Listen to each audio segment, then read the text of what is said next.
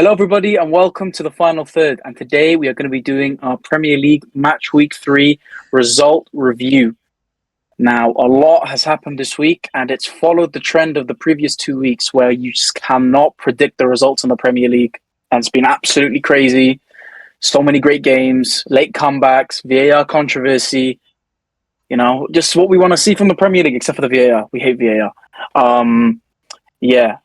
Been a great weekend, but we're into an international break after this. But let's get straight into the video. And before we get into that, Al, do you want to reveal the player from the previous quiz?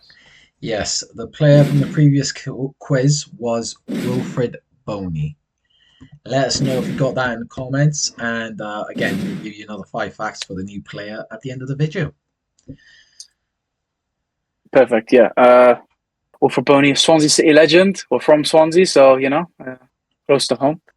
I don't know why I said that, to be honest. But, we just want to show you the leaderboard before we get started. The leaderboard after match week 2 and just before, obviously, match week 3. So, whatever that's going to be, it's going to be around here somewhere. So, obviously, Ali and Hassan were drawing, and I was behind them. So, let's see what it is at the end of the video. We'll jump into the first game straight away, and that is Chelsea-Fulham, the derby, and Chelsea came out on top 2-0. What did you guys think of the game?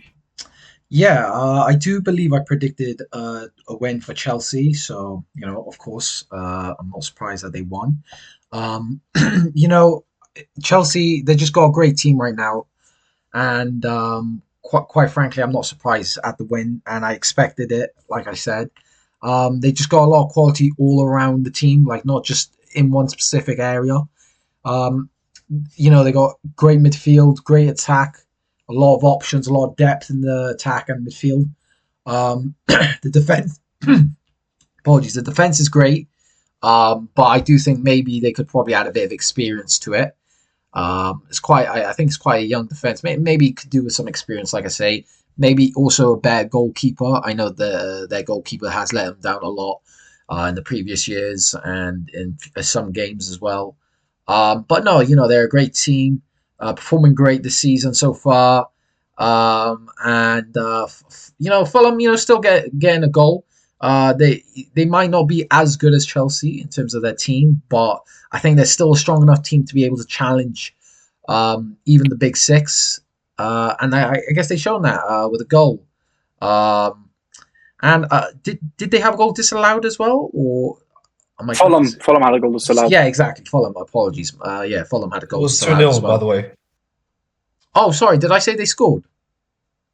No, yeah. Well, they scored offside, but they got disallowed. So I'm not technically wrong, am I? But yeah. So they got a goal disallowed, which is unfortunate for them. But yeah, there was a bit of controversy with that VAR decision as well. Of course, a lot of people believe that it should have been a goal, should have been allowed. Personally, I do think it was a foul. He stepped on the defender's foot, and that's a foul in my opinion. But I don't know what you think about Hassan about that. Can I just cut you off before you get started, Hassan? In the last 10 minutes, we have got a here we go. Alexander Isak has gone to Liverpool. Damn. So that has happened. Record Premier League move, £130 million. Wow. So I'm sorry for cutting you off there, but I thought I just had to drop that bombshell because obviously we can discuss it more when we get to the Liverpool Arsenal game. But yeah, if you want to go ahead and go back to the video, that's Yeah. So my point of view was obviously Chelsea are a very good side. Overall very good team, like in all departments basically. However, that VAR choice kind of like led to some controversy and also just throwing off like the game completely for Fulham. Some heads were lost. Obviously, Silva as well, the manager, also a bit fuming at the manager's choice. The referee's choice to not give the goal. I personally think it's not a clear and obvious error for them to not give it as a goal. So I think the goal should have stood because in that moment in time, the referee didn't call it off as a foul. Like he carried on play. The rest of the players in the game were also carrying on with the play. So it was a smooth like transition, into the attack. So I don't think it was anything that could have led to like a difference. Like I think it would have been a goal regardless of the foul or not. So I think it should have stood as a goal because that would have changed the game completely. It was a great goal from Josh King, to be fair, but it got disallowed. But yeah, no, Chelsea overall very good side. Joao Pedro scoring a very nice header. Chelsea looking a very threatening side. And yeah, overall very good performance from them. But obviously, would they have won the game if the goal didn't get disallowed? We will never know. But I think that definitely changed the game a lot. But yeah, what about you, House? Yeah, I agree. I predicted 2-1. Obviously, I think we all predicted the Chelsea win, if I'm not mistaken. Yeah. Like you said, goal change games. So that goal being disallowed for Fulham sort of threw a spanner in the works and sort of, I wouldn't say it stopped them, but it just sort of, demoralized them in a sense and just gave Chelsea more of an incentive to go and push and get that goal. And obviously they went on to win the game. I'll be honest, I didn't really watch the game because obviously we went to Old Trafford and we were already by Old Trafford when the game was kicked off. So there wasn't really much of a focus from me or Ali, I guess, in terms of this game. But obviously we've seen Chelsea have won 2-0 and, they look good this season. So let's see what they can do and what they can achieve. So I think we'll move on to the next game. And that was Manchester United versus Burnley. Now, me and Al went to that game. The game was great in person. Atmosphere was amazing. As you can see, you guys can check out the vlog when you have time to. It was a great, great game. Atmosphere was amazing in terms of the United Road part at the beginning of the game. Proper goosebumps. The whole stadium was singing along. It was good vibes, very good vibes. It didn't feel like it would be. It didn't feel like it would be as depressing as I thought it would be. After the Grimsby loss and all of that, it felt like all the fans were really up for it, and so were the players. But in terms of the game itself, what did you guys think? Yeah, like Carlos said, of course, we were there in the stadium, and like you said, great atmosphere. It was a great game, especially for someone like a neutral. Um, and yeah, no, it was a great game. Like 5 goals. Well, you love to see that. I think United played really well, especially in the first half. Probably should have got more goals, but Dubravka, the keeper for Burnley, I believe it's Dubravka. He just made some amazing saves, keeping his team in the game, which is what you love to see from your keeper. So to be fair to Man United, they did play really well. Probably should have got a better result than the game, than the scoreline shows. They had, like I say, so many chances in that first half that they should have probably finished off. Of course, the one from Ahmad, the one from Xerxes, which they should have definitely done better. But that it just shows the great plays. The way the team's starting to play, starting to come together the way Amorim wants it to, which is it's good for United. Good for Amorim, and you know what I mean. It was just a great game in general. But to be fair to Burnley, they did, show the weakness in Man United's side with the defence at times. The defence still looked a bit shaky from United, which isn't great. That's something that they're going to have to work on, and I'm sure Amrin probably talked to the players about. And some worries from United, but it's good to get the result and get their season going with that 3 points. What do you think, Hassan? As you said, it's good for us to get 3 points, but it was very frustrating as a United fan to watch. I feel like in the first half, we could have locked the game off at 3-4-0. But obviously, our team right now has a problem not creating chances, but scoring them. We're not clinical enough to, score these chances, and that can very, hit us back in the game and, just not help us to win the game. Because obviously, when you win 3-0 or whatever, when you're winning 3-0 at half time, that sends a strong message to the opposition and kind of makes them feel a bit more intimidated and not want to press us as high and whatever. But I think, we played very well. And Buemo being the shining star in the team, I felt like he was very good on the ball, passing. His link-up play with Ahmad was nice as well. However, I think that the main issue of United right now is just scoring these chances. Once we have that confidence and be able to score in front of goal, I think that's where the team can function better. But I think, overall the team played good, but a bit shaky in defense, as you said. I think Mainu had an error of the goalie. I think he hit it on by India, and it went in. So a bit, misunderstanding going on in the defense, but overall it was a good game from us. I think Bruno had a good game. Obviously scored the last minute penalty. Very important for us to get the 3 points because of him. But yeah, overall the team played well. I just want to see us, be able to score more chances. We can't leave these chances, to go to waste. Like Ahmad's one really frustrated me. I was very pissed off when he missed. As well as I think Zaxi as well. But I think Zaxi's one just came out of nowhere. He wasn't expecting it. But I think when he came on, he was impressive. Like his passing was silky and nice. I think Zaxi is a player for the future, but I think obviously Sheshko is going to be a bit more in the priority for now. He looked very good as well in the air. So yeah, we just need to launch more crosses and hopefully he gets, at the end of them and, score some goals for us. But yeah, no, I just hope United carry on and, solve the issues in the defense and hopefully start winning more games. What about you, Khas? What do you think? Yeah, like I said, the game, I thought the scoreline doesn't really reflect how the game went. I thought United were way more dominant than Burnley. Obviously, Burnley, they don't really have that end product, even though they scored 2 goals. I think the goals were just gifted to them. If I'm honest, the first goal, Dalot, I don't even know where he was. I couldn't even see him when obviously he was in the cross was kind of in front of us. It was on our side. We were in the corner where the cross was made.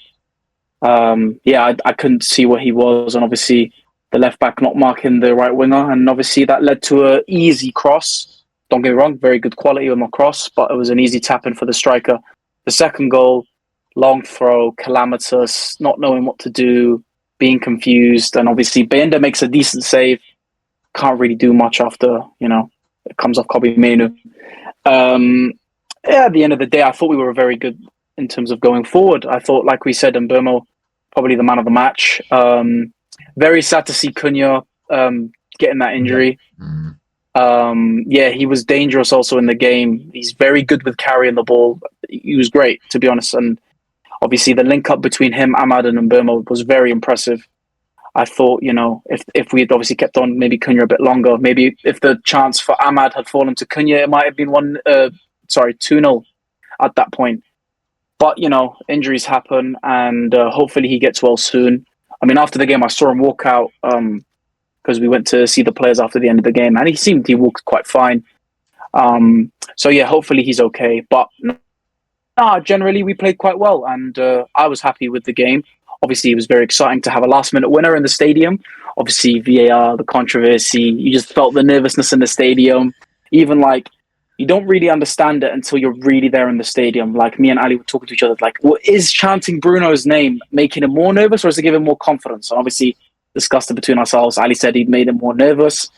But generally, he took that pressure so well and just slotted the bottom corner as he usually does. Forgot that Fulham penalty and just clutched up as he usually does with penalties. But yeah, very happy with the result. Obviously, the scoreline should have been more in our favour, but that's about it. we were very happy to be there, and it was a great experience. But we'll move on swiftly to the next game. Tottenham Hotspur versus Bournemouth. Bournemouth won 1-0. Now, none of us predicted that because we've seen Tottenham and they played very well near the start of the season, first 2 games. And unfortunately, they've gone back to their old Spursy self. So what do you guys think about the game? Honestly, like Carl says, it kind of came as a shock. We all predicted for Spurs to win. I think that's just because we know how great Spurs are, and they're playing at home. And it's not to disrespect Bournemouth, in any way. They are a great team, and we know their threat that they are. But we just thought Tottenham might just come out on top. I don't remember what I predicted, but I do think I gave Bournemouth a goal in my prediction. So just because I know they can be a threat, but I didn't believe they were going to win the game. That's for sure. So that definitely did come as a shock, like I said. It's going to be disappointing for Tottenham. They know the quality they have, and they probably expected more from themselves. I'm sure Thomas Frank's going to be disappointed with the result. I'm sure he was expecting more from his team, and the way he sets them up. I wouldn't be too worried because it's not like a really bad loss per se. It's against Bournemouth. They are a great team. They got great players like Semenyo. Sometimes that's just football. Sometimes you win some, sometimes you lose some, but they've had a great start to the season. A couple good wins against Burnley, against Man City. But they would have been hoping to like carry on that form. But in football, it can't always happen like that. And yeah, so I'm sure they'll learn from this game, um, see where they went wrong, and I'm sure they'll improve on that. And yeah, that's I don't really have too much to say about the game. But yeah, Hassan, what would you say? What do you think? I think for us, yeah, like we all predicted a high scoreline for Tottenham, such what they did to City last game. Um, I think I predicted 4-1 to Tottenham. I mean, ironically, they scored 0 goals, so yeah. But it's just Tottenham's problem is creating chances. I think in that game they just didn't create any clear cut chances. Like I think it was only like until the 69th minute they got a shot on target. So that's pretty crazy. I mean, like for you to be City 2-0 and to come, at home losing to Bournemouth 1-0 is a bit embarrassing in my opinion. But yeah, no, I mean Tottenham they can win against the big sides, but they've proven it, especially last season as well. I think they beat City, and after I think the next game they lost as well. So it's just the Tottenham thing, you know what I mean? Like they play against the good sides very well, especially against City. But then when it comes to the smaller sides, they're just Tottenham again. You know what I mean? But this is something that Thomas Frank has to work on, obviously, with the players, like change the mentality, and also because like, you can tell like they weren't playing with as high intensity as they were last game. So I feel like they weren't pressing as high and trying to create chances. And of course, losing players like Madison has an effect on that, but I think the team in general has to play better than what they did. And Bournemouth, credit to them, they had many good chances. Semenyo is an excellent player, honestly. Like, I'm surprised no big club's gone for him now. He's very good on the left wing. But yeah, I think a big club will definitely get him, sooner or later. I think it's very impressive. And yeah, I think Bournemouth definitely deserved the win. I think Tottenham didn't do enough to, deserve a goal. But yeah, I don't really have much to say, but just Bournemouth deserve to win, pretty much. What are your thoughts? Yeah. Like we said, I mean, if you look at the stats, as I said last time, the stat man, Bournemouth had quadrupled the shots. So they had 20 to Tottenham's 5. It's had 6 shots on target. So technically, Vicario had a good game. He made 5 saves. He did, to be fair. So at the end of the day, it probably should have been more. Tottenham didn't really threaten. Whether they had more possession, but they didn't really threaten Bournemouth in terms of chances created and all. I mean, you can have more possession, but that can just be passing around the back, sideways passing, backwards passing. Nothing really created. So again, they have a strong team, Tottenham, and they're improving. I mean, Xavi Simons was announced as well. He was going to come in. They really do need an attacking midfielder in the middle of the park to sort of create more, because you look at their midfield, it was Painha, Bentancur, and Sarr. These are 3 defensive midfielders. They're not going to create many chances for the wingers or the striker. So that Xavi Simons signing could be massive for Tottenham. Whether he can do it in the Premier League, we'll have to wait and see. Bundesliga players coming in and not really doing a good, not doing good is kind of common. But, we hope he does well, because obviously if Tottenham do well, then I'm guessing other teams will do well. We want the whole league to be as good as possible. But again, can't really say too much about the game. Obviously, it was the same time as the United game, and we weren't able to watch the Tottenham game. But we'll move on to the one after that, and that was Sunderland versus Brentford. And Sunderland won 2-1, scoring another last-minute winner. I believe was around the same time, 97 minutes, if I'm not mistaken, something like that. 96, yeah. So pretty much the same type of thing. They came back quite late. The goals, all of them were late on in the game. 77 for Brentford, 82 penalty for Sunderland, and then a 96-minute winner. What do you guys think? Yeah, so I actually predicted Sunderland to win. And the reason I predicted them to win was just because I know how good the Sunderland team is. In terms of like compared to the teams that have like come up, especially, they're probably, in my opinion, I'd say the strongest team in terms of the players that they have. They've like we talked about before, the amount of great signings that they've made, and it's kind of starting to show the wins that they're getting. They've had a great start to the season. They've had 2 wins, so that's amazing for a team that's just come up. It's great. I'm sure it's a great week for the goal scorer here. He what was it? Yeah, his kid It was was his born. birthday on Wednesday. His kid was born Friday, and he scored on the Saturday, last minute winner. So There you go. You know what I mean. So that's great for him.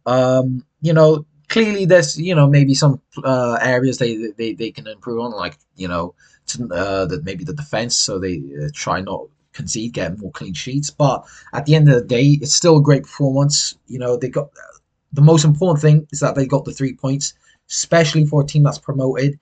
We've seen like teams like Southampton. I think they only had 2 wins last season. You know what I mean? So something like that. no, Yeah. I'm pretty Yeah. sure I saw that somewhere. So you know what I mean? They've already matched that. So that's already a great start for them. But like I said, look, they're a great team with great players. They've had a great transfer window, and I'm sure they're going to want to keep up this momentum. And to be honest, I hope they do. They look like a good team, exciting team. And to be honest, I can't wait to see more from them.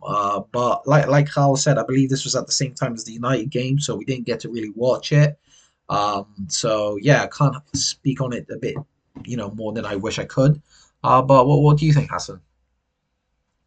I think it was a good game, to be fair. It wasn't the most equal game, but I think there was like a lot of like goal to goal action and stuff.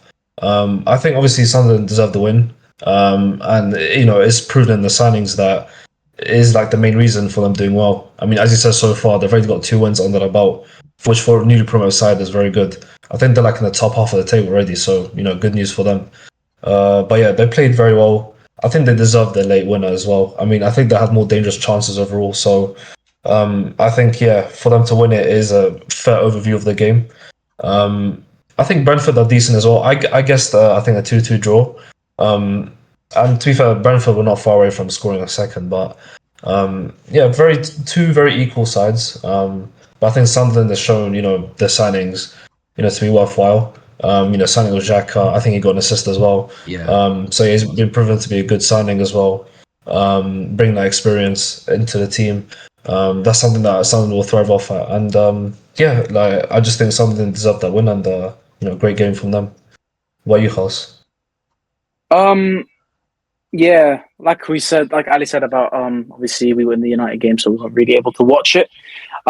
Yeah, Sunderland have been great this season. Like we said, they're making these new signings. It was either kind of make or break for them, and it seems like it's starting to work for them in terms of their, consistency. I mean, the transfer window closes tomorrow as we're recording this on Sunday. Obviously, it closes on the Monday. They've made most of their signings. They're starting to embed. Like we said, that's the thing that will, sort of determine their season. Now that they've made pretty much most of their signings, they've started to embed. And I just think that we will start to see a better version of Sunderland from now forth. They have a great team, a mix of youngsters and a mix of experience. Yeah, obviously there was the penalty save from the goalkeeper for Sunderland, which is a big moment in the game. Yeah, they're just a good team, Sunderland. I mean, Brentford, to be fair, we thought they'd do a lot worse this season. They didn't make it an easy game for Sunderland whatsoever. Obviously, them having to score a last-minute winner and having to also get a penalty to, win the game. But, it's, again, the Premier League is so exciting. These two sides, a promoted side and a team we think is kind of likely to get relegated, giving us a hell of a game near the end of the game. And it's just lovely to see the Premier League be so exciting. But we'll move on to the next game, and it is Wolverhampton Wanderers / Wolves versus Everton. And Everton won that game 3-2.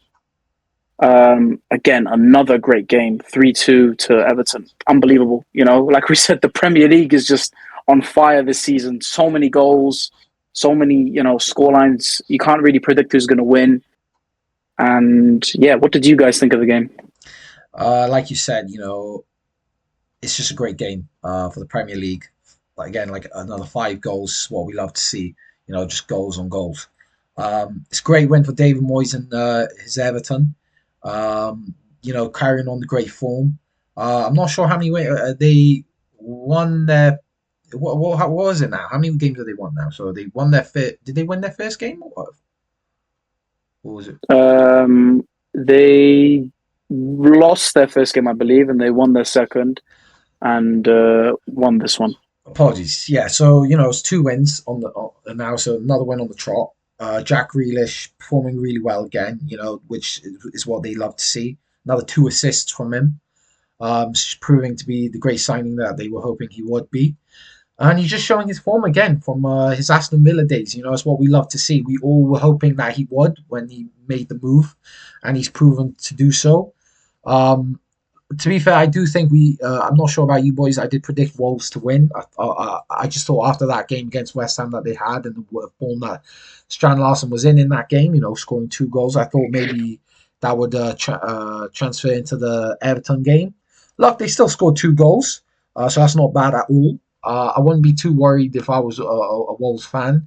They clearly still put in a decent fight and clearly showed that they can put out some good performances.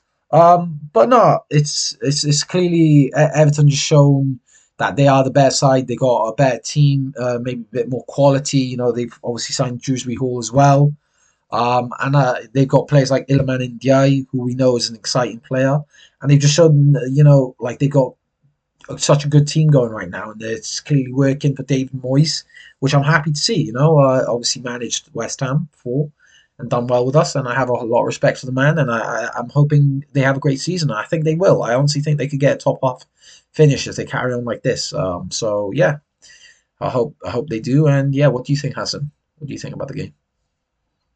I think it was a great game for the neutrals. To be fair, 5-goal thrill, obviously, very exciting to watch. I think Wolves' goal was class. To be fair, that cross into Hwang Chan, that was amazing, and the finish was great. He put on a plate for him, top corner. Yeah, those are the type of goals you want to see a striker score. But obviously, the main star being Jack Grealish, 2 assists again. He's proven that form is temporary, but class is permanent. Like he's a class player. I remember at Villa, he was like my top player there. Like I just wanted him at United. We knew Jack Grealish then for being direct, cutting it inside, shooting, crossing or whatever. He was class then. But I think Pep Guardiola, his style of football doesn't really match with Jack Grealish as a player. I feel like that's what limited him from doing well in City. Maybe robbed off his prime years, but yeah, I think he was good that game. Dewsbury Hall had an amazing goal. To be fair, top left corner. I think it was a overlap run. And then a pass from Grealish, I think it was like a lob pass. It was really nice. Yeah, it was a near finish off the crossbar. Yeah, great finish from Dewsbury Hall. He's a very good signing too. And I think Iliman Ndiaye scored a goal as well. Beto as well. So yeah, the attack of Everton is looking like a big threat for a lot of Premier League sides. And yeah, it's great to see him doing well. And also, obviously, Dave Moyes being an ex-United coach, I wish him the best, but we'll have to see how they do. Wolves, great side, not too bad. They've had some players lost like Cunha and Ait Nouri, but they're still proving that they could, put in a performance. And yeah, excited to see how Everton, further continues and plays in their future games. What about you, Khas? What do you think? I mean, I know you boys have been saying that Wolves probably shouldn't be worried. It is only 3 games of the season. It is right at the start, but they haven't won a single game, and they've lost all their games. Now, again, it's against Bournemouth, Man City, and Everton, 3 teams that are well in form. But it looks like right at this moment in time, any team can beat anybody. But it doesn't seem like Wolves are really kicking on, sort of getting a result against any of the teams. Obviously, they gave Everton a very good game, made it 3-2. But I would be a little bit worried. They're sort of lacking a bit of creativity. Obviously, I know they scored 2 goals, but in the first 2 games, they sort of lacked that. Yeah, I think they really need to get their first win, maybe in the next match week. They need to get a win or a result soon, because if they lose another game, then it's starting to get a bit dangerous for them. They don't want to keep on constantly losing games. Obviously, you do that in the Premier League, you're putting yourself up for failure. But if we look at the other side of the game, Everton fantastic. We talked about Jack Grealish a lot. Now, I had a little cameo on the United stand back in the day, back in COVID days, where I actually was talking about Jack Grealish to Man United. Anyway, we don't talk about that. I've always rated Jack Grealish. I thought he's been a fantastic player for Everton now. He had moments for Man City and was absolutely unbelievable for Aston Villa. Scoring goals, getting assists, being direct, and that's what he is, and that's what kind of a player Everton needed. And clearly, it's working. Their front four, like you said, working fantastically well, all getting involved in the goals today. And they bought Tyler Dibbling from Southampton, and he's not really getting involved. But again, he's a young player who could definitely come in and make an impact. It's looking very good for Everton. They've got that attacking, side down. Maybe you could look at concerns in maybe the defensive and midfield part. But yeah, it's looking exciting for Everton, and they're on a little bit of a hot streak. So that's great for the Premier League, like we said. Great games, great teams. And yeah, so we'll move on to the next game, and that is Leeds versus Newcastle. Now, that game ended, I believe, 0-0. Yeah, obviously, dead game. There has been a couple of 0-0 games in the Premier League. A little bit. I don't think there was one last weekend, but there was one Chelsea, and Newcastle also drew 0-0 in the first game week. Listen, they're missing that goal threat, man. Obviously they have brought in. I don't know. I call him Voldemort, the German striker. Obviously, Newcastle just sold Isak to Liverpool, as we revealed in the live stream in the video.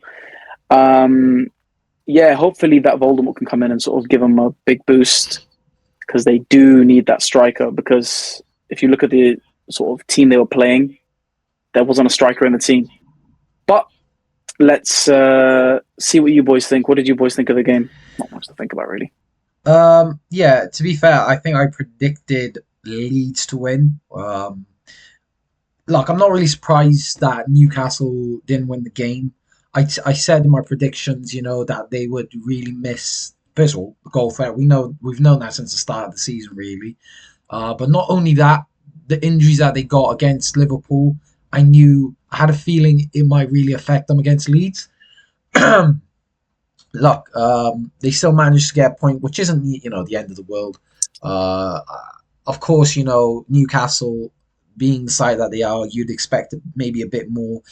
If you're a Newcastle fan, you'd hope to be beating Leeds, because realistically, you are the better team. They are the better team.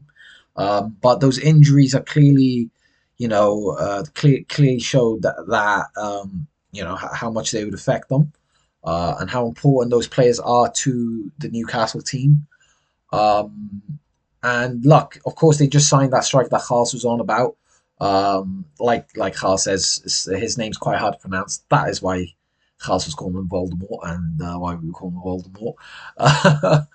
But no, look, I'm sure he'll be maybe not obviously a like-for-like replacement. You're never going to get a like-for-like replacement for Isak. He's like top 3 strikers in the world for me. So it's impossible to replace him. But you'd hope he can do a good job for Newcastle. We'll just have to wait and see, really. But it was important that they get someone to really fill that void up front for them. So it's good that they did that. And, hopefully for them, he can kind of at least put in a shift and get some goals for them. But yeah, like I said, I predicted the Leeds win. Of course, Leeds didn't really do much either. Defended well, clearly. Newcastle's still a good team, so they had to defend well, and they did. Maybe they might be a bit disappointed that they didn't get more points, considering that this probably would have been a good chance, considering how Newcastle are missing a few players. But still, 1 point against Newcastle is great for Leeds, I think. And yeah, that's my analysis of the game. What about you, Hassan? As I said at the beginning, I think it was just a snooze fest of a game. Like, I watched the second half, I think, and it was just like I feel like Leeds were actually the better side. I think they were a bit more dangerous on the attack, and it looks like they wanted to actually score goals. But I think Newcastle, knowing that they don't have the attacking threat as they once did, they're playing more of the safe game and just maybe trying to secure a point, but more like just to play a safe game, not to go on attack like relentlessly. Because I just feel like they're not as confident as they were before. Maybe Ellen Road as well is not the best place to play in if you're an away team. Ellen Road is, as you know, the atmosphere that's crazy. So maybe that threw off the players. Maybe I don't know, but yeah, just Newcastle weren't up to it. Just very off game from them. Obviously, they made good signings. Jacob Ramsey didn't have a good game either, but he's a good player. So hopefully, you wish that in the next few games he plays well and has an impact to the team. And as you said, they signed the Voldemort player, so hopefully he comes and fills up that space for Isaac. But I don't know, to be honest. He's a player from Bundesliga as well. You don't know what to expect. But he is very tall from what I've seen. 198 centimeters. I think that's like what, 6'7", 6'6". 6 or 6, something like that. Yeah. Yeah. So just launching crosses and hope that he gets to the end of them. So yeah, nothing else to say really. But you just hope that for Newcastle that they don't really experience that huge Isaac, too much. Because I feel bad for Newcastle fans, especially that one on Talksport. But yeah, it is what it is, Like, Poor guy. Yeah, he's probably bawling his eyes out as we speak. Honestly, yeah. Yeah, but it is what it is, That's football for you, and yeah, hopefully they do well in the next few games. What do you think, Carlos? I think with Voldemort, we'll bring it back to him. Obviously, nothing much happened in the game. I think you guys covered it quite well. But what I think will happen with Voldemort and what he can bring to Newcastle's team, he's not just a 6'6" target man who just launch the ball into him and he'll score headers. No, that's not his game at all. If anything, he's more direct, which is kind of crazy to think of that. As a 6'6" striker, he's known for being very good on the ball. They call him the massive Messi, double M. He's huge, but he's great on the ball. His dribbling's quite good for someone his height. And he was actually, yeah, he's does what he can. I think in the Euro Under-21 tournament, I think that happened in the summer, if I'm not mistaken, or happened recently. Yeah. He actually got the most goals, the most assists. He got the highest rating and won the player of the tournament. So, listen, he's got a bit of pedigree to him. He's a good player. It's whether he can do it in the Premier League. Can he be that, technical, tall player in the Premier League? I do not know. It's hard for someone his size to do it in the Premier League, especially at the striker position where you're going to have big centre-backs trying to, stop you and, be physical and, not giving you time to do what you want to do. But if he can do what Isaac kind of did and bring his teammates into the game, I see Newcastle sort of picking up after the international break. Obviously, they haven't got a win yet in the Prem. So they definitely need to pick up after the international break. But we will move on to the next game. And it was the shock that I predicted. Brighton versus Manchester City. Brighton did beat Man City 2-1. And yeah, for me, I kind of saw it coming. I don't know about you guys. What do you guys think, to be honest? I also saw Brighton possibly getting a win over Man City. I did predict 3-2. I just thought there'd be a bit more goals just because of the goal threats that both teams have. I just thought maybe there would be a few more goals. But no, I still thought Brighton might win that game. And, I gave my reasons in the last video, but I'll go over it again. First things first, Brighton hadn't had a win yet. And, they're probably they were clearly desperate for a win. And not only that, they are a great team. They've got great players. And I also mentioned, I think, James Trafford in the last video. Of course, he had not the best of games against Tottenham. And I thought that might kind of transfer over into the Brighton game. Not necessarily saying that is his fault or anything like that, but just, in general, like City, even though they had a first great game against Wolves with the 4-0, I think that was, it's just one of them games for City. I don't think it's necessarily a good reflection on how the team is right now. Clearly, they still need to gel a bit more with the new signings that they've made. And I'm sure, look, it's Guardiola. He'll get them cooking soon. I'm sure he will. But yeah, Brighton, great team that they are. It was nice to see the tribute that Milner gave for Diego Jota. May he rest in peace. But yeah, no, it was great for Brighton. Very happy for them. I do like them. Got a bit of soft spot for Brighton just because the way they are run as a club. I think they're such a what's the word? Like you kind of most clubs should try to be like Brighton. You know what I mean? In terms of their recruitment and how they run as a club. But yeah, no, very good win for Brighton. Would I say worrying for Man City? Not too sure. Look, they like we said, they got new signings that still got to properly gel into the team.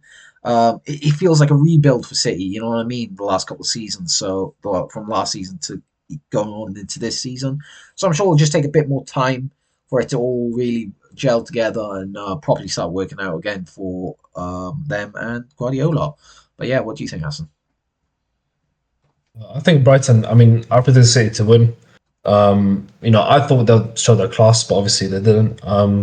They had a good few chances. To be fair, I think Haaland missed a big chance. He did score one though. But I think City in general, they're a decent side. Obviously, we know City can do. They have very good performances and stuff. But I think they're just not the same team as they once were, like 2 seasons ago. Obviously, as you said, they're going through like a rebuild process right now. They've lost key players like De Bruyne. So yeah, like it's just not the same team. Even Gundogan as well. He was a very underrated player for them. So yeah, like, it's just I don't know what to think about City, to be honest. I think Trafford kept them in the game. I think he made a few good saves, and it would have been like 3 or 4-1 to Brighton if he wasn't there. Um, but I think the star was. I think Matoma was a great player. On the counter, on the wing, he was very good. I think I was really impressed with Minte as well. I think he had a filthy nutmeg on the players cutting inside and tried the shot, but I think it was a good save from Trafford. Yeah, Brighton are a very dangerous side.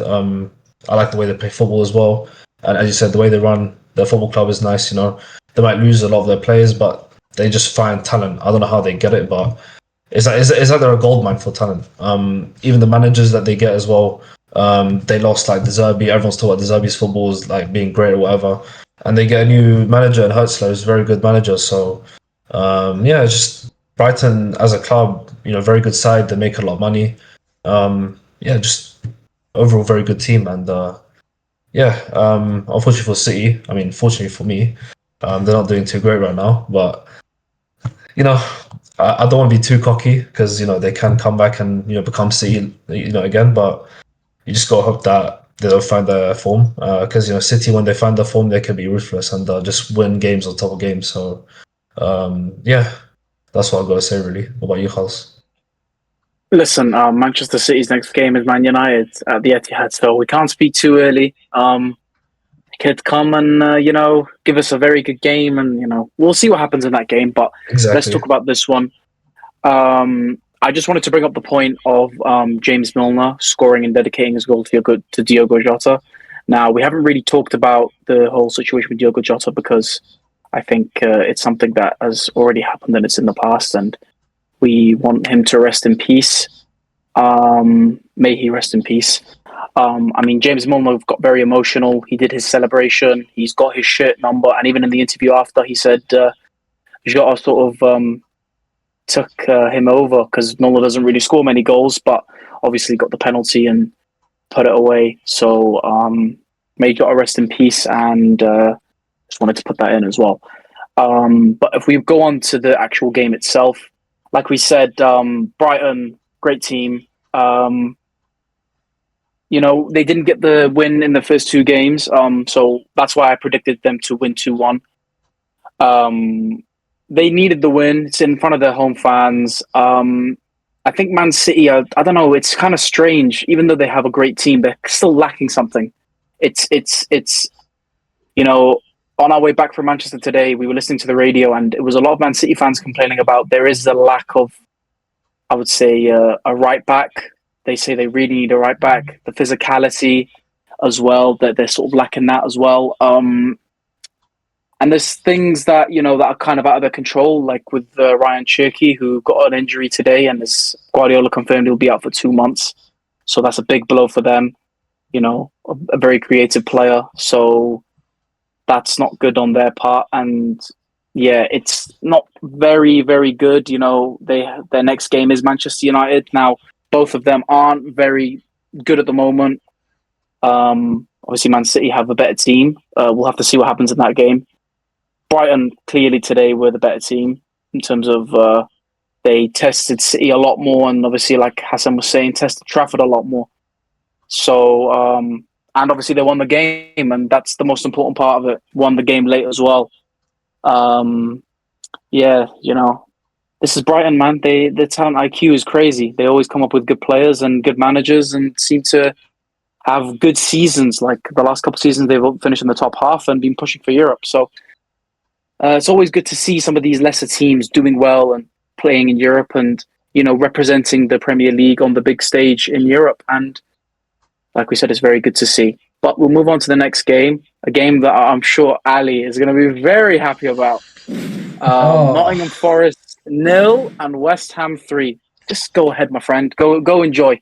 oh, mate. I couldn't be happier. What a bloody game. What a turnaround from Graham Potter. Let me put it first.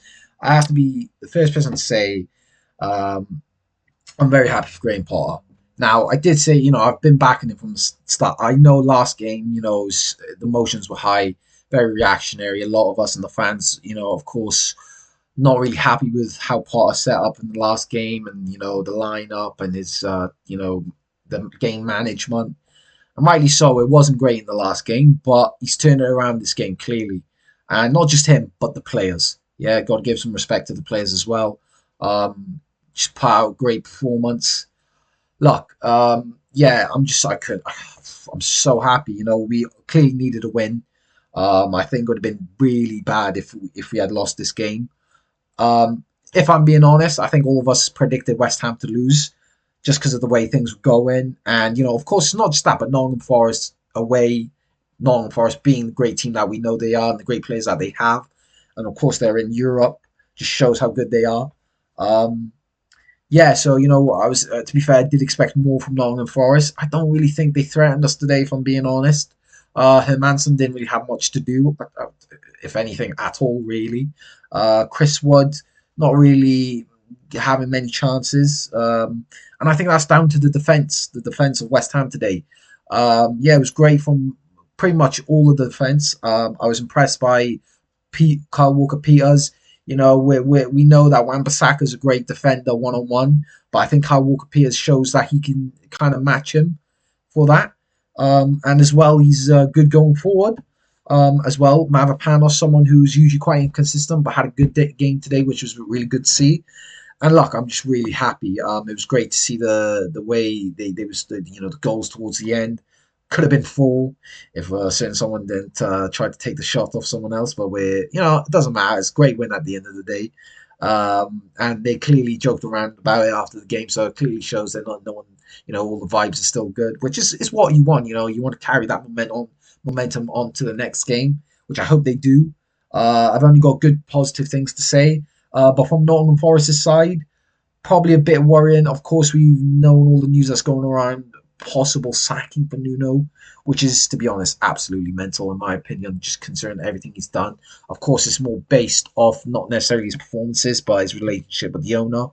Like I said in the prediction, I believe that the owner of Nottingham Forest, please don't kill me, Marinakis, but I think he might be the downfall for Nottingham Forest, man, just with the way the guy's acting, to be honest. Like, why he's being so disrespectful to Nuno after everything he's done for Nottingham Forest, I don't know.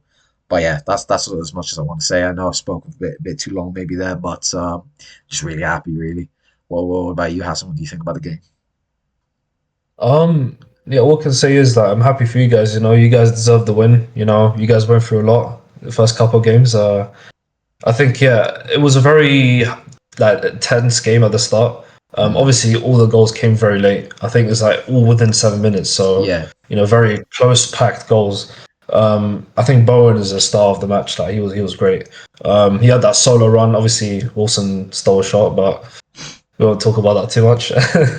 But yeah, I think Bowen's a class player. I wouldn't say he deserves a better club, but I'm just saying he plays above the level of West Ham no, just I because he's agree. that good of a player. He's kind of carrying you guys. I think Paqueta scored a goal as well. I think Malik Diouf, he had a very good cross to Wilson. That was an insane cross, to be fair. His crossing is very nice. So yeah, I'd say you guys deserved it. I think Forest weren't aggressive enough. Didn't really look like they wanted it. I think West Ham showed a bit more passion, showed a bit more hunger, to score goals. And it was great to see 3-0, all last minute goals. Just shows that, West Ham pushed to the end, and yeah, hopefully that removes some pressure from Graham Potter, because obviously he was facing a bit of pressure and whatever from his team selection. And yeah, just hopefully West Ham could get some sort of form in this. And yeah, what do you think, Carlos?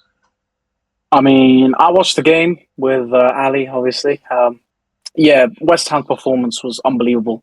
I thought defensively they were rock solid. Like Ali was saying about Mavropanos, I thought he was probably your best player. Honestly, in terms of he was flawless today. I didn't think he made one mistake at all. Not one moment I worried about him. Kilman obviously was good as well. Walker Peters, but I think, and even Diouf as well. But I just think Mavropanos was very dominant today. Now, I've had conversations before with Ali. He's not really been the biggest fan of Mavropanos. We don't want to say too much, but he gave his praises today and he deserved it. Going forward, they were brilliant in terms of the counter-attack. Somerville comes on and makes a bloody insane difference. He come on and, So happy to see it. the game completely changed because I think West Ham were lacking that direct player. Like I think we were saying on the right-hand side, obviously Bowen was there, but he's not the quickest player. I mean, Somerville comes on the left side and just absolutely just runs at Ola Aina. Just couldn't keep control of him at all. And obviously got the assist for the first goal, won the penalty, and helped on the counter attack for Callum Wilson's goal. And yeah, he completely changed the game, flipped it on his head. So hopefully for West Ham, he can stay fit and make more of an impact the same way he did today. Yeah, like you guys were saying about Forest, I mean, the only reason it wasn't a higher scoreline, and I think it should have been a higher scoreline, like I was saying to Al, it should have been about 4 or 5, because Sell was just on fire. There were some saves he made from deflected shots. Obviously that Bowen chance we talked about. Yeah, I thought obviously Sell is their best player and has been their best player for even the last season as well. There wasn't really a threat from Forest today, and it showed, obviously. I mean, you can't take anything away from the West Ham defence, but other than that, the quality of the Forest attack, you would have expected a bit more. But that's about it from the game. West Ham deserved the win, and and that's all she wrote. Can I just add? We're going to move. Sorry to interrupt. Can I just add a few more things, Yeah. if you don't mind? I'll make it quick. Basically, I just want to say, it's great from Graham Potter that he decided to not just stick with his guns and change the formation and his tactics. And I just want to add that the midfielders that we had signed clearly made a difference today. You could see that those legs in midfield clearly made a big difference in the way we played.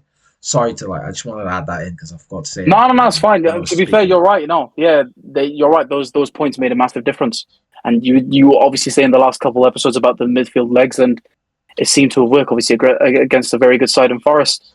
So maybe you can push on and do have a very good season this season. But let's actually move on to the next game, and that is Liverpool versus Arsenal. Now, in terms of the game, it was a bit dull. Nothing really happened. Both teams, I saw someone saying that it was defense versus defense today. So, both very, very solid. But a moment of quality from Dominic Szoboszlai, unbelievable free kick. Probably already the goal of the month. Yeah. Yeah. It was the major point and major difference in the game. So, what did you guys think of the game? Like Carl says, it's probably defense versus defense. Not really too much to say except for the free kick. But talking about the free kick and the man that scored it, man, it's just crazy to see him playing at right back. Cam at right back, but he has done an absolutely amazing job at right back. Trent, eat your heart out with that free kick, mate. I am sure Liverpool fans are not missing him at all at the moment. Look, Szoboszlai is doing great, especially defensively, which is quite surprising. He's obviously not a defensive player usually, but he's done great, done what he's been asked of from him. And again, that free kick was just something that we used to from Trent. So it's funny that Szoboszlai playing right back scored that free kick, which was, like Carl says, probably going to be goal of the month, or you know what I mean. But like you said, apart from that, the game's a bit dull. Arsenal pretty disappointing. Not really creating much chances because I don't want to really talk too bad on Gyökeres because like I said, wasn't really many chances for him to be able to do much. Someone they'll miss that got injured today, Saliba. They might miss him throughout the season. Of course, they did sign Hincapi from Bayern Leverkusen, who is a highly rated centre back. Hopefully, he can come in and try fill that hole where Saliba was. But apart from that, yeah, like Carl said, not really too much apart from the amazing free kick from Szoboszlai. So yeah, what about you, Hassan? Yeah, not really much to add, to be fair. Just a few, good performances from certain players, but yeah, as you said, just defense versus defense. Like, it wasn't really like attacking football as such. It was just mainly like, getting possession, losing the ball, getting possession. It was just a very like start reset game, which is kind of what Arsenal won in the game, but obviously they didn't win. But I think Liverpool are a good side. Obviously, we know they made great signings, whatever. So it's like just proving that they don't need Frimpong or Trent. They can just play a cam at right back. Amazing free kick from him as well. But it's just, I didn't really enjoy the game that much. I saw some of it. It's just, Liverpool and Arsenal at Anfield is never a good game. I don't know. I just never enjoy it. But I think Madueke actually proved the haters wrong. I think he had a decent game. He's a very direct player. He was trying to go at the defenders. Obviously, Kirk has handled him pretty well, but I think he's a decent player. I think Madueke, he just needs a bit more time. And maybe the Saka injury is a blessing in disguise for him, but obviously still a big blow for Arsenal. And they've lost Saliba as well. I'm not sure how long he's out for, but that could definitely harm the team and how well they play. But yeah, not really much to add, to be fair. But yeah, just an amazing free kick from Szoboszlai. And yeah, now Liverpool look like maybe the favourites to win the league, but it's a bit too early to tell now. But it's what it's looking like right now. And Wirtz as well, I think, got injured too, but I'm not sure, how bad that situation is. But Wirtz has not been. I think I put him as my young player of the season, but he just hasn't been firing on all cylinders yet. I don't know what's wrong with him. Like, I just haven't seen much of him. All the headlines on Ekatike and Kirkers and all these other players, but Wirtz is not being talked about anymore. He's looked like a flop in my opinion, but yeah, just we'll have to hope he does something, because I just haven't seen anything from Wirtz personally. Like, all the headlines have been all the other signings apart from him, and now Isak has joined, so he's got a lot to fill in the team, and yeah, you just gotta wish that as for a Liverpool fan, you'd see the best out of Wirtz, because they spent over 100 million on him. So yeah. What are your thoughts? What do you think of the game? I mean, there's not really much to comment about the game. Like we said, defense versus defense. Yeah, pretty dull. Other than that, obviously wonderful free kick from Szoboszlai. I mean, that comment about not needing a right back is a bit crazy. I mean, he does a good job, but you don't want to, cost yourself a right back. I mean, Frimpong of course is a good player. Yeah, do you know what I mean? I think Frimpong is good. Szoboszlai is doing a job. Yeah, of course, yeah. You know what I mean? And to be fair, you're right. With Liverpool's quality and depth, they can just play anybody. Anybody that seemed to work.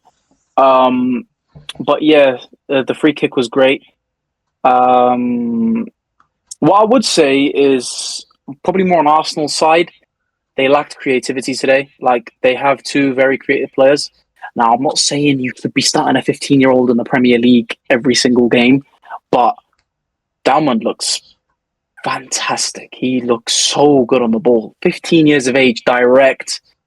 There's like a lack of care in terms of he doesn't care what anybody thinks about him. He's there to make a difference. And to be honest, he looks dangerous. Very, very dangerous for someone who's 15 years of age coming in and could be a big player for Arsenal, I think. It's unfortunate he didn't get earlier game time. Maybe he could have helped create chances.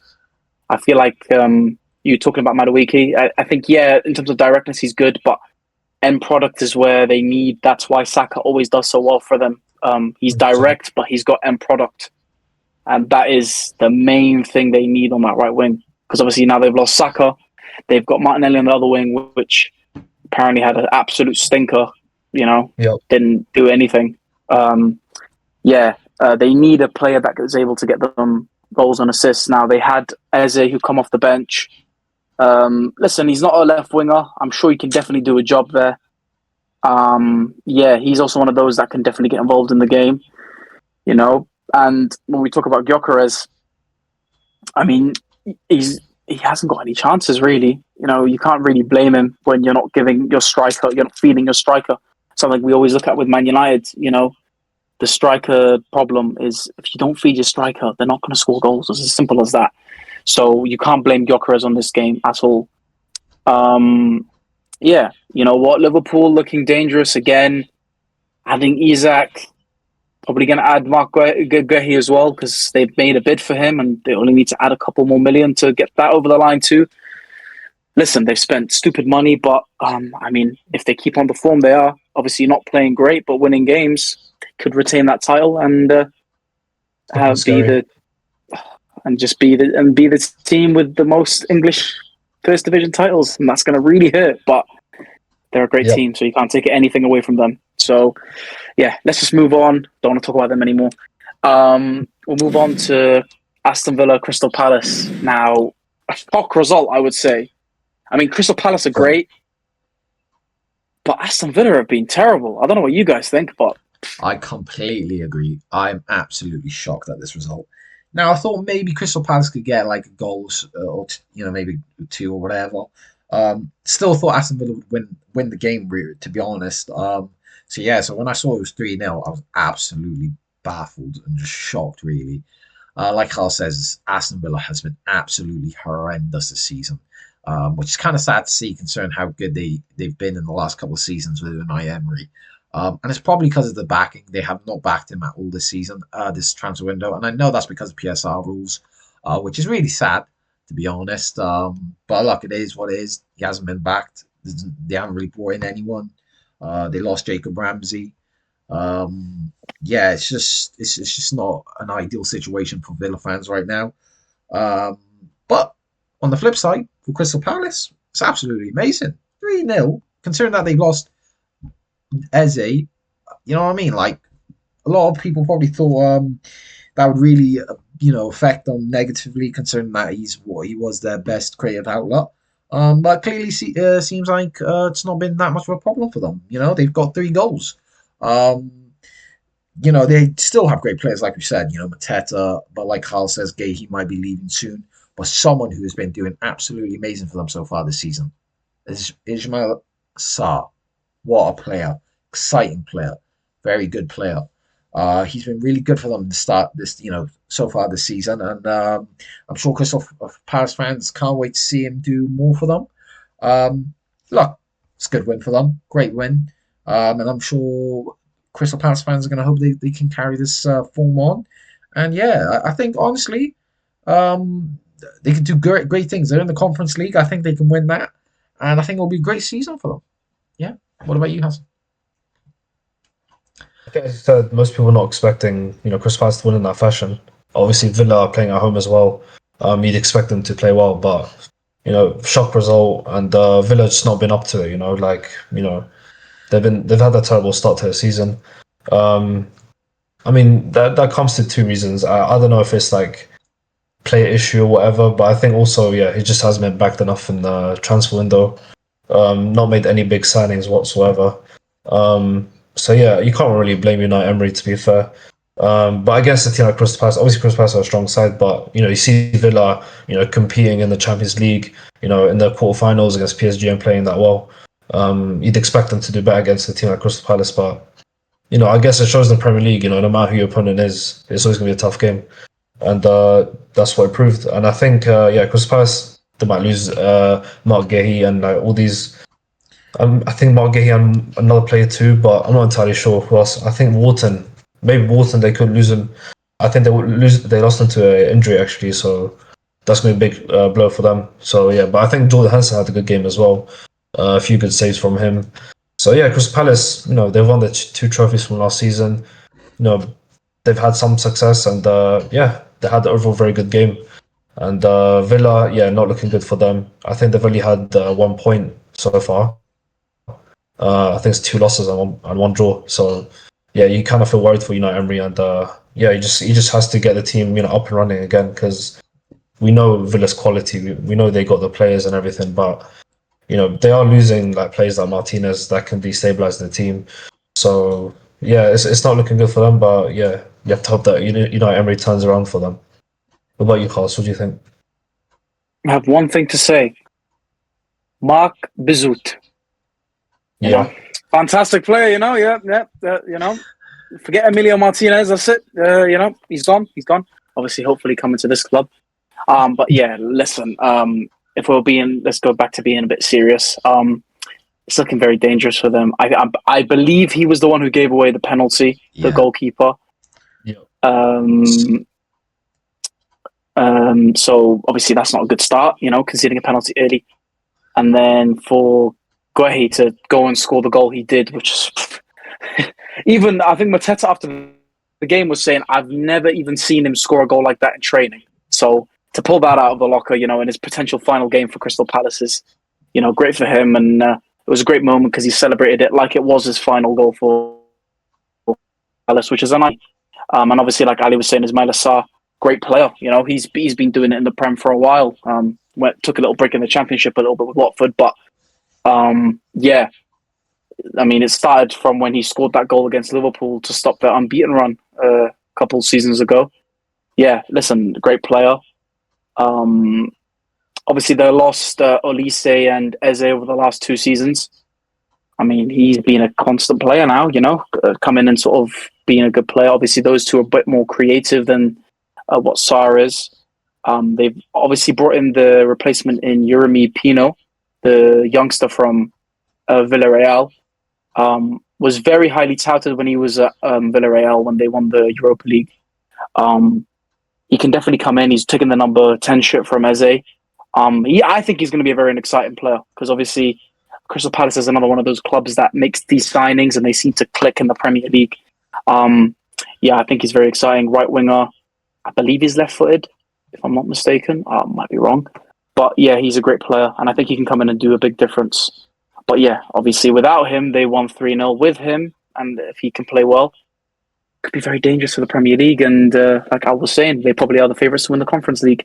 And that is it, guys. That is the match week 3. And now we are entering the international break. So the plan for the next couple of weeks is, at least for the next episode, we'll probably do an all-time Premier League 11. We'll sort of make our own teams and then we'll decide on who we think it's going to be. And then we'll decide what happens in the next videos after that. But before we end the video, I think we should just update you guys with the leaderboard. We can add that just around us. And as you can see, I mean, I believe Ali's gone ahead now because he's guessed the most results and I'm still behind, which is not looking good for me. But that's it. Yeah, that's the leaderboard. And I think it's very important to add the quiz, Al, before we forget. Yes, let's go on with the quiz. Yes, so let's start with the first fact. He began his professional career at Ipswich Town, scoring on his late league debut as a teenager. The second fact. Despite being one of the league's top English strikers in the 2000s, he just only earned 13 senior caps for England. The third fact. In January 2011, he made a surprise £18 million move from Sunderland to Aston Villa, which was a club record fee at the time. Fourth fact. He was briefly the most expensive player in Tottenham Hotspur's history when they signed him from Charlton Athletic for £16.5 million in 2007. And the fifth and the final fact. He scored over 100 Premier League goals, placing him among division's top scorers in its history. Let us know if you know who that is in the comments. We'd like to see who you think it is. And of course, we'll reveal him in the next episode. So there you go. Seems like a bit of a cult hero. So hopefully you guys can guess who that is. But it's been a great pleasure being with you guys again. Leave us any suggestions you would like us to add in the coming videos and comments below. But thank you guys for coming in. Please remember to leave a like. Please subscribe. And turn on your notifications to know when we upload every week. So yeah, thank you guys for coming in and we will see you on the next one. Take care, guys. Peace.